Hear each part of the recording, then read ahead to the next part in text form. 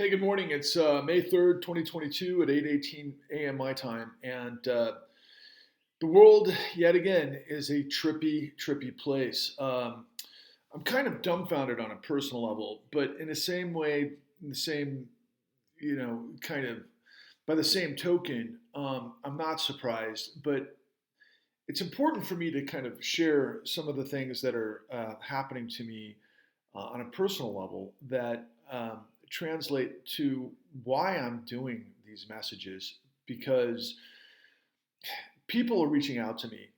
Quite frankly, there's a groundswell of a lot of people that have gone through the foreclosure madness that have been stuck in the courts for years and years, and it's just overwhelmed their lives, and they've dealt with just insane corruption of the courts, and they've proved over and over and over and time again that they have evidence of fraud, that the people that are foreclosing upon them don't have the right to do so, and yet the judges ignore it and move forward with the foreclosure.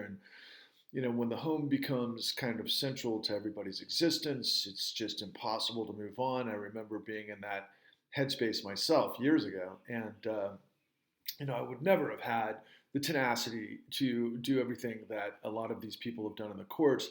But what I think is just extraordinary about all of it is I think that there's a hope that someone in the judiciary is going to do the right thing.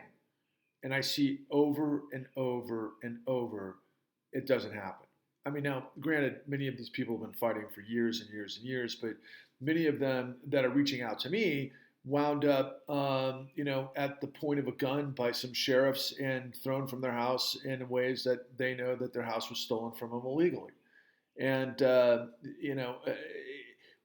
I could talk for literally hours about all of the details of what goes into those particular cases so that you have a pretty clear understanding of what's going on. But I think that, it's important for me to express that, it's always been my compunction, my orientation, my framing, my, ways of doing things is that if you take out a loan, you pay that loan back. You're under the obligation to pay those loans back, but you're also under the obligation to pay those loans back based on the criteria set forth in the contract that you sign.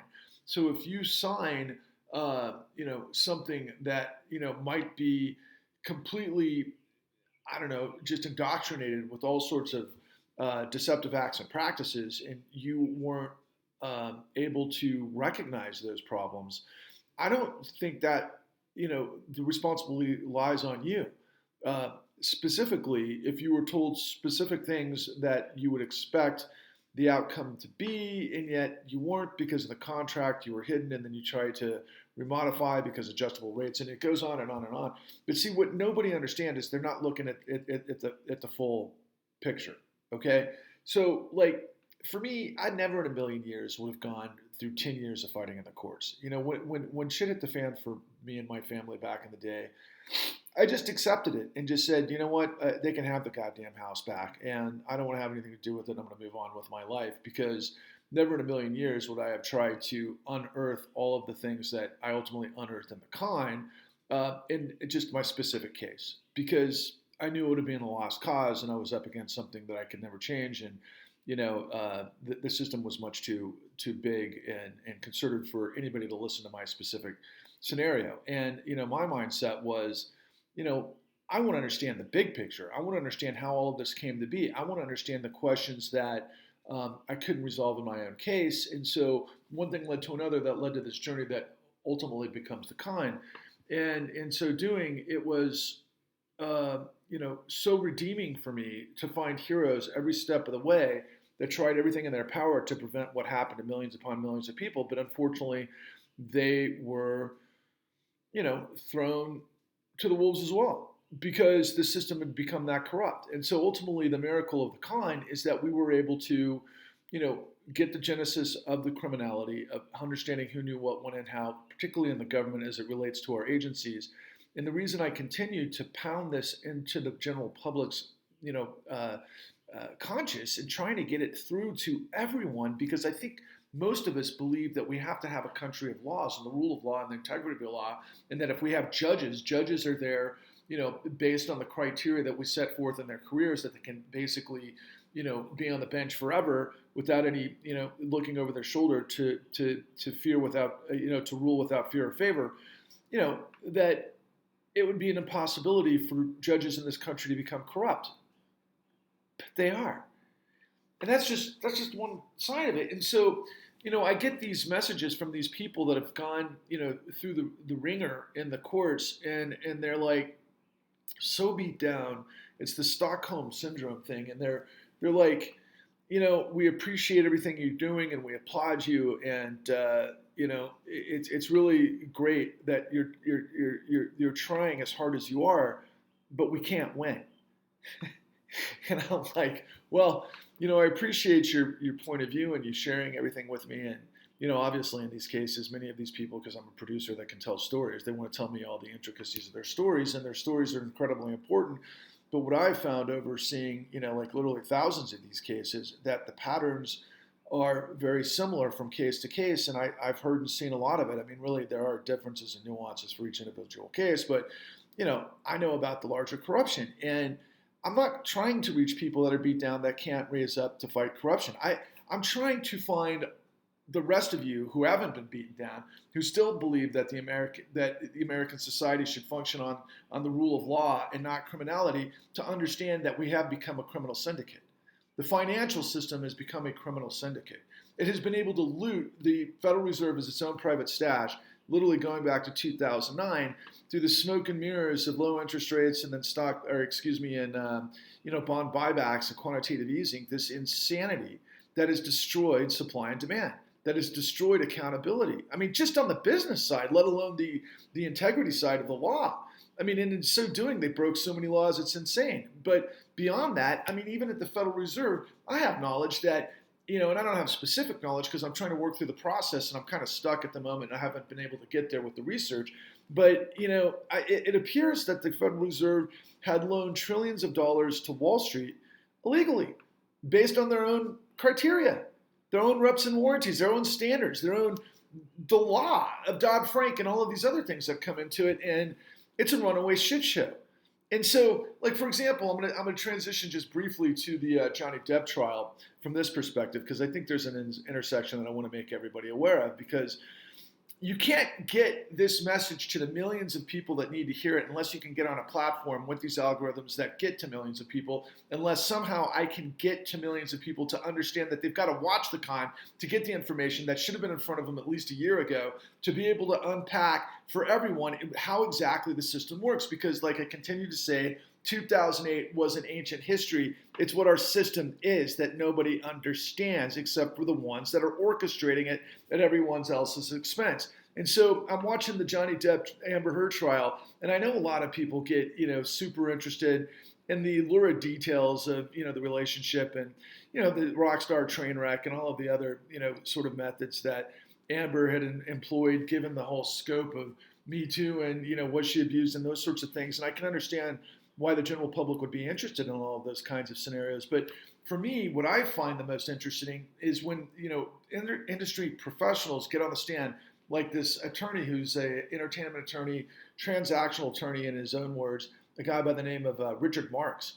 And he was revealing exactly kind of what went into the calculus in the play, given Johnny Depp, and what happened in the Washington Post op-ed that took place during Me Too, during a time where Hollywood was trying to, especially family-friendly studio like Disney, was trying to deal with, really, quite frankly, the sins of Hollywood for decades. I mean, there's been the casting couch in Hollywood going back as far as I can remember. And, that includes, quite frankly, I don't even want to get into the other aspects of it, but the bottom line is it's kind of this thing of power and control, and it's a system, and it's a machine, and it's just another example of how diabolical behavior can infiltrate a system that ultimately works in a specific way for a specific outcome, and those who get to the top tend to use deception to get there. And I promise you, deception is the name of the game. And and that's true in both what Mr. Marks is revealing, as well as what I'm revealing to you by way of our financial system that has hijacked the United States, overrun the courts, overrun the Congress, overrun the presidency, has complete control, and is looting and stealing ad nauseum, and you're just sitting on your ass. But meanwhile, everybody goes crazy over the Amber Heard Johnny Depp trial. But meanwhile, they're focusing on the lurid details when this guy Richard Marx is telling us exactly how it works. And I was really thoughtful about the situation as it relates to us, because we had an agent for a company called Paradigm, and they represented a woman by the name of Ava DuVernay. Ava DuVernay is one of the premier female directors and filmmakers. She made a fantastic documentary that did very well on Netflix called 13th, which was about the 13th Amendment and basically systemic slavery in prisons.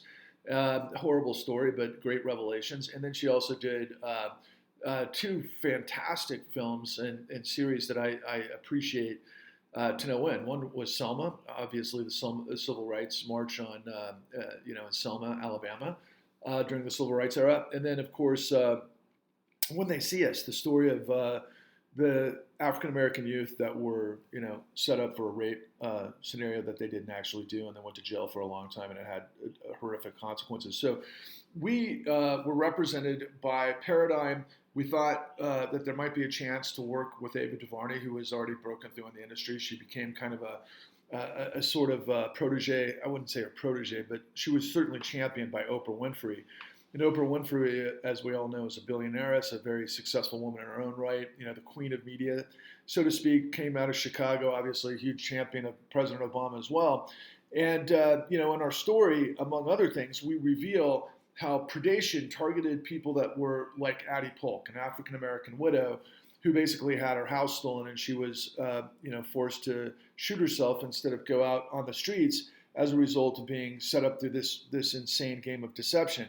And ultimately, you would think that, for example, if we blame that on Trump, right, that, maybe Miss DuVernay and Miss Winfrey would be a little bit more open to the story and helping us get it to the millions of people that need to see it. But, our story wasn't just that. Our story was how those types of people and many others were targeted in a system of deception to blow everybody up, particularly the white working class and the pensions, ultimately because of the nature of what we reveal in the con. And, Ms. DuVernay and by extension, Ms. Winfrey didn't touch it. And is it something that I know for a fact happened? Well, obviously we reveal the betrayal of the Obama administration. We don't pull any, ideological triggers. It's like, we don't think that we're going to tell the story about, the horrendous behavior of Donald Trump and then pretend, for example, that Obama is the knight in shining armor sort of thing. He wasn't. He covered up the world's largest criminal conspiracy and cover up in history that has gone now unfettered for 13 years that I'm desperately trying to change. And I have people in the courts saying, thank you for your efforts. Thank you for everything that you do. And we can't win. Well, I know that's what they're going to think, because I don't blame them. They haven't won. And when you get so beat down, you can't rise up. But I'm trying to reach the millions of you who haven't been beat down, who haven't gone there, who believe that the United States has to function as a law of equality where the law is equal and no man or corporation is above the law. And I paint this picture, from Mr. Marx revealing how Hollywood does its calculus and how Johnny, after, 5 Pirates movies that they obviously knew of his drug use and his, rock star tendencies, they dealt with it then. But once Me Too happened and Amber Heard may have been exploiting the situation, given what's been playing out in this court, that they decided to pull his $22 million payday, and now he's suing her for, $50 million, right? Because of all of the stuff that happened in that court. And it's all of this business calculus and everything else. And so I brought up the whole deal with Ava DuVernay and Oprah because when you're thinking of cancel culture, right, and you're thinking of Johnny Depp being canceled because of what happened, and a lot of people are up in arms about it, and I mean, millions of people are supporting Johnny Depp, what I'm trying to tell you is we, in the con, the revelations of the largest criminal conspiracy in history, got canceled by people that seemingly would have been supportive, except, of course, we exposed the truth of their guy also, because everybody's in on it in power. If you're in on power, you're in on covering up that the financial system has looted the world and controls it to their ends. And I'm telling you, they own the courts, they own, like George Carlin said, they own the courts and they own Congress and they own the presidency. What else do you want? They've got the Iron Throne. And so the victims can't rise up because they're too beat down.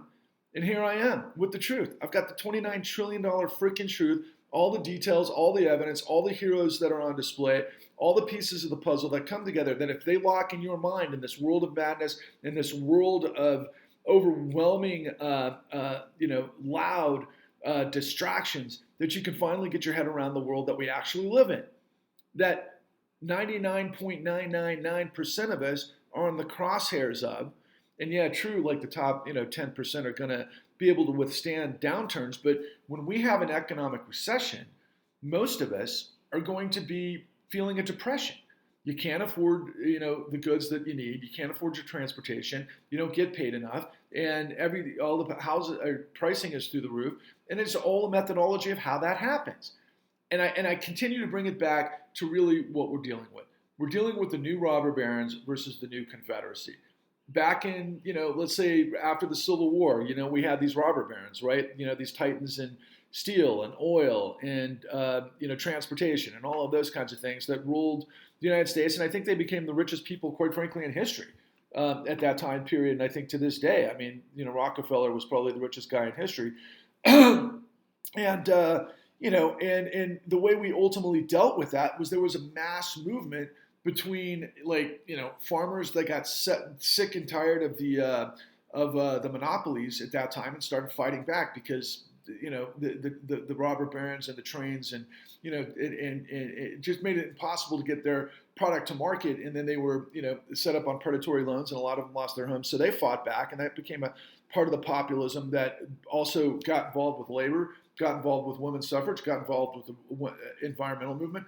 All of those different groups came together, and then ultimately 20, 30 years later, we ended up with the New Deal. So what I'm trying to get everybody to understand in the United States is that we've got absolute corruption that controls it. Doesn't matter if it's the new robber barons, the new Confederacy. The operational system itself is all about exploitation and deceit and lies and theft. And they're stealing from the United States.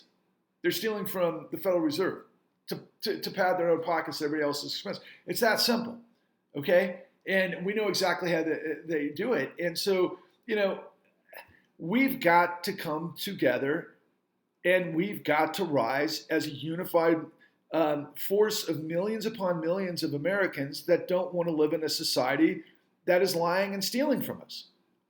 That's the whole point of the United States, is separation of powers and the integrity of law. I don't know what's so hard to get to your school. It's all been stolen, and we're not trying to save it because it's already been stolen for the last 13 years. We're trying to get it back. And that's my message to you. And, look, Oprah Winfrey, President Obama, billionaires, Wall Street, the owners of the system, they don't want you to know this. And they're banking the future on the fact that you won't, if they can cancel me and the con. I hope you won't let them. Onwards and upwards.